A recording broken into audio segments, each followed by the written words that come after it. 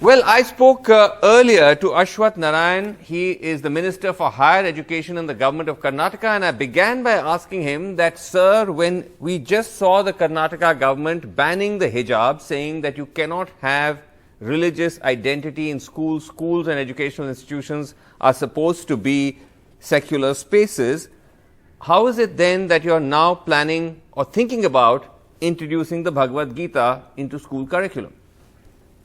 Basically, Bhagavad Gita,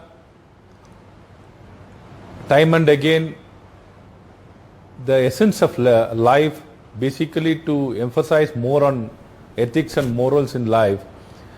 People get educated, the commitment and the essence of life need to be understood by each and every person. More so, how it has to be introduced, what needs to be done, the concerned department of the technical boards of the respective schools and the respective universities will be looking into these aspects. Probably, if you ask me, yes, but in what form, how it should come in the name of the God, or what should be the moral of the lessons should be picked up, the message should be conveyed.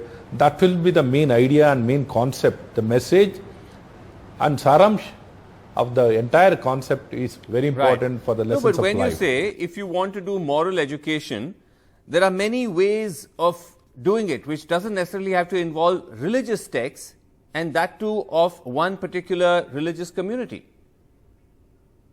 It is more than that, sir. It is more than that. Bhagavad Gita is something universal, which is applicable, and it has been taken and accepted across the world, not only in our country. And more so, Bhagavad Gita is very much essential. Instead of learning late in the life, let the children learn early in the life. By doing so, they become, we have the concept of Vasudhaiva Kutumbam, nor we are, don't see any religion, should not exist, or we are against any religion, nothing like that. Okay, so in that case then, if you're saying that you're not doing any discrimination, will you be also thinking of teaching other religious books like the Bible and the Quran? Sir, we are left it to the committees, and we are left it to the committee, what needs to be done, how it should be taken. It's been left to the respective boards and the university to adapt how it should be taken forward. It's left to the choice of the respective boards. So when you say you've left it to the committee, what we've only seen so far and heard you say is that you're planning to introduce the Bhagavad Gita into the curriculum. Are you saying that the committee is also going to be looking at teaching the Quran and the Bible? I am telling you, it's left to the, since you are, particularly when you ask, whenever you see BJP governments, wherever you directly come to the point whether Bhagavad Gita will be introduced. If you are asking to that point, we are just responding. We have been telling it is under the consideration, it is left to the respective boards to do what they want, what is necessary, how it should be adapted, how it should be integrated, how it should be allowed to be taught in the respective schools. Okay, sir, as you probably know, in the Constitution of India, Article 28 says that no religious instruction shall be provided in government educational institutions. Sir, for that reason I told you, no, sir, the entire message, how it should be taught, it should be the names of the God needs to be mentioned, or the message of the entire message of the Bhagavad Gita should be taken up, or the names, how it should be done as per the law of the land and as per the Constitution of India. Whatever is permissible, whatever is been allowed only can be done. Whatever is not been allowed as per the Constitution cannot be done by anybody. So we'll be going as per the Constitution. We can't go against the Constitution. Of course. We'll see how best this can be taken forward, what needs to be done, how it should be done.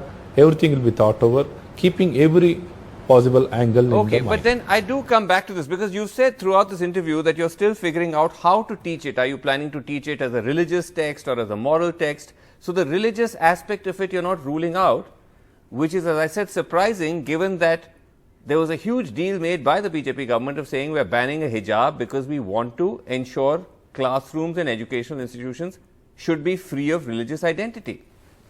No, sir, you should make one point. You have been always talking repeatedly about the hijab. Even the Kesri stole was not permitted. You can't talk only about the hijab. We just told very clearly that the religious, since the uniform is been prescribed. See, wherever uniform is not been prescribed, there is no question of insisting that they should not wear hijab. Wherever there is no CDC and the uniform is not been prescribed, they've been allowed to wear what they want.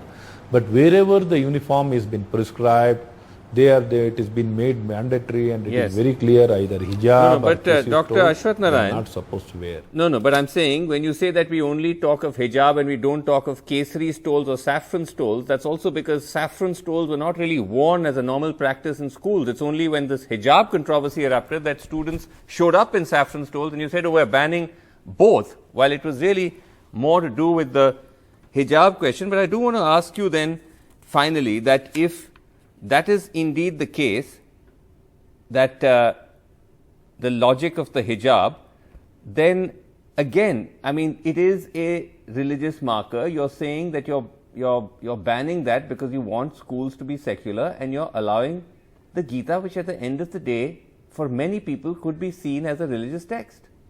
Srinivasji, I made it very clear. Wherever the rule and wherever the CDCs have prescribed the uniform, there is no question of allowing Kesari stole or hijab or any other.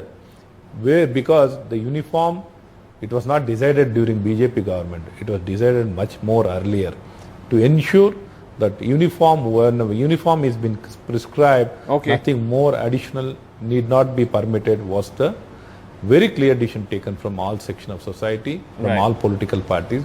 Based on that, what has been decided only has been going on, and it has been because here in between some controversy came up. So that's how the discussion has come up. Otherwise, it has been very clear, sir. Right. When you say all sections of society, not every section was on board with that. That's why a bunch of them actually went to court against it, and they're still challenging the ban. But last point I want to ask you, what would you say to those who would say that this attempt to bring in the Bhagavad Gita is all part of the attempt by the BJP to saffronize education? Definitely not. Definitely. See, if you think teaching Bhagavad Gita is saffronization, okay, we accept it.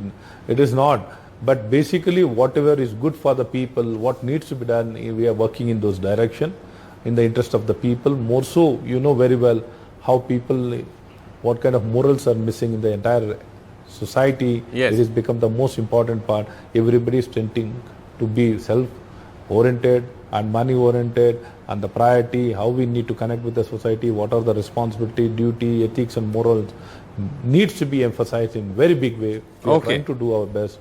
Emphasizing the morals. Thank you very much indeed, Dr. Ashwathnarayan.